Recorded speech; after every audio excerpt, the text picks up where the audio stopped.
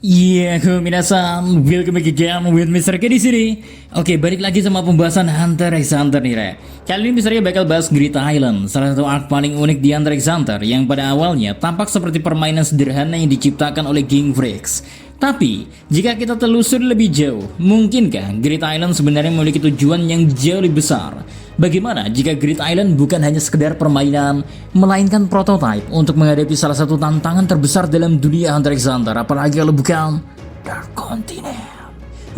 Gimana? Penasaran kan? Sama apa maksud dari Grid Island jadi prototipe dari benua yang dianggap paling berbahaya itu? So, tanpa banyak kikik-klik gak jelas, monggo, enjoy, langsung ke kontennya ge, let's go!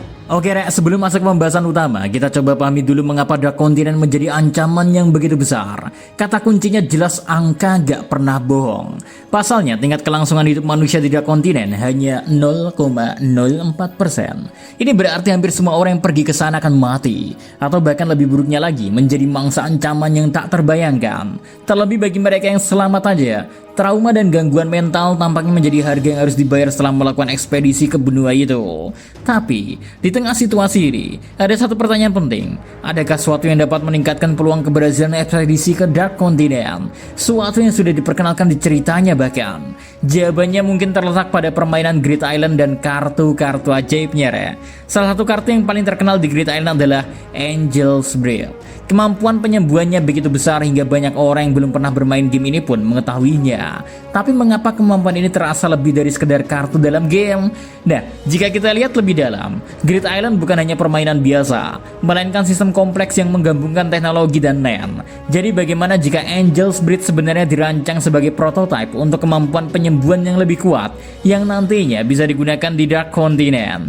Gak hanya untuk menyembuhkan luka fisik, tapi juga trauma mental yang diakibatkan oleh lingkungan ekstrim bisa ada. Kalau emang benar itu semua yang akan terjadi dan sedang direncanakan, bahkan kita tahu kan kalau Angel's Breath bukan satu-satunya kartu yang terasa relevan untuk menghadapi Dark Continent, karena ada beberapa kartu lain yang tampaknya terlalu cocok untuk digunakan dalam situasi seperti itu, kayak misalnya number 1 ya, Trash. Dengan kartu ini gak ada lagi yang hilang. Anda bisa mengetahui lokasi anggota tim Anda kapan saja. Di Dark Continent ya, kemampuan seperti ini sangat penting untuk mencegah hilangnya anggota ekspedisi. Yang kedua, Ruler's Blessing. Kartu ini memungkinkan seorang menciptakan hukum atau peraturan di area tertentu.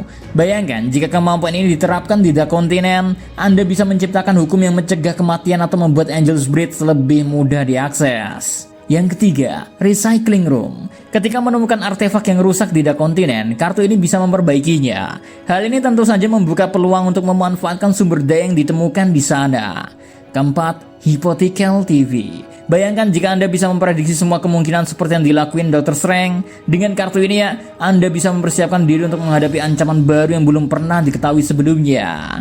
Yang kelima, Return and Origin. Ketika segalanya menjadi terlalu sulit, Anda bisa menggunakan kartu ini untuk melarikan diri atau kembali ke tempat asal dengan aman. Yang keenam, Contact. Komunikasi adalah kunci keberhasilan ekspedisi. Dengan kartu ini ya, anggota tim bisa tetap terhubung meski berada di wilayah yang berbahaya. Dengan kombinasi kemampuan ini, bukan gak mungkin sistem Grid Island dapat diterapkan di Dark Continent untuk meningkatkan peluang bertahan hidup. Walau, Dark Continent sendiri adalah tempat yang penuh dengan ancaman di mana makhluk-makhluk dan penyakit yang hampir mustahil untuk dikalahkan secara langsung ya. Tapi, bagaimana jika solusinya bukan bertarung, melainkan menangkap ancaman tersebut dalam bentuk kartu? Ya, seperti yang udah kita lihat di Arc Grid Island, di mana setelah beres menyelesaikan atau mengalahkan sesuatu ya, monster akan langsung berubah menjadi kartu. Mungkinkah ada mekanisme lain yang serupa yang bisa dilakuin untuk membuat teknologi atau bahkan monster dari Dark Continent tanpa membawa resiko yang lebih besar lagi? Soalnya, di sisi lainnya kita tahu bahwa Aluka dan Ai memiliki hubungan dengan Dark Continent. Dan ada spekulasi ya bahwa Ai mungkin telah ditransfer ke Aluka melalui mekanisme tertentu.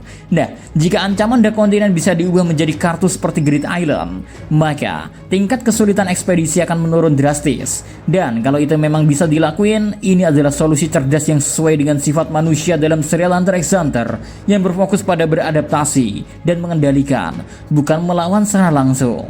Well, meski terdengar cukup masuk akal, tapi Ging bisa menjadi kunci dari keterkaitan dua lini. Soalnya apakah kalian benar-benar percaya bahwa Ging menciptakan Great Island hanya untuk Gon? Setelah dia ninggalin Gon begitu aja, terus Ging sebegitu pedulinya untuk anaknya? Kayaknya tentu saja tidak, bukan? Ging adalah seorang petualang sejati dengan mimpi besar untuk menjelajahi Dark Continent. Jika kita melihat Great Island sebagai proyek percobaan untuk meningkatkan peluang bertahan hidup di Dark Continent, semuanya malah mulai masuk akal. Ging mungkin telah mempresentasikan sistem Great Island kepada para pemimpin dunia untuk mendapatkan persetujuan ekspedisi ini.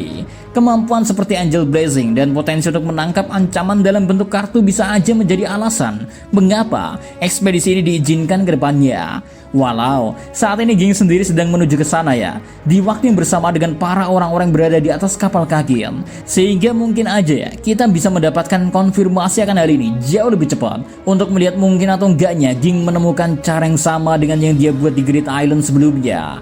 Jika aja emang hal ini beneran saling berhubungan, momen ini juga bakal jadi momen yang manis untuk kita semua karena Yoshiro Togashi Sensei ya jelas bisa menggunakan hal ini sebagai kesempatan untuk membawa kembali Gon dan Killua ke cerita utama. Bayangin aja ya, Gon dan Killua sebagai juara bertahan, tiba-tiba saja kedatangan keduanya ke Dark Continent jelas menjadi masuk akal jika sistem Great Island yang digunakan, karena jelas keduanya saling berhubungan. Menarik untuk kita tunggu di mana secara tema kedua tempat ini sangatlah mirip. Hanya saja Togashi Sensei di tempat yang kita anggap sebagai prototipenya ya menggunakan anaknya atau Gon, sedangkan di Dark Continent nanti orang yang akan berperan besar meski melalui berbagai macam kesulitan seperti apa yang dilalui Gon sebelumnya adalah ayahnya, Ging. Well, bukan itu sebuah mirroring cerita yang menarik untuk dilihat? Dengan segala mimpinya, Ging punya memiliki kesempatan untuk mengeksplor hal-hal yang dia inginkan sebenarnya ya, sampai-sampai dia rela untuk meninggalkan anaknya dan tetap hidup sebagai Bang Toyib ya. Oke, kalau menurut kalian gimana nih? Apakah ada kesamaan antara Great Island dan Dark Continent? Atau semua ini cuma terasa seperti cocok loki belaga? Tinggal tulis aja di kolom komentar, oke? Biar kita bisa diskusi bareng-bareng, oke? So, see you next time. Adios, Station 1, salam Adi Media.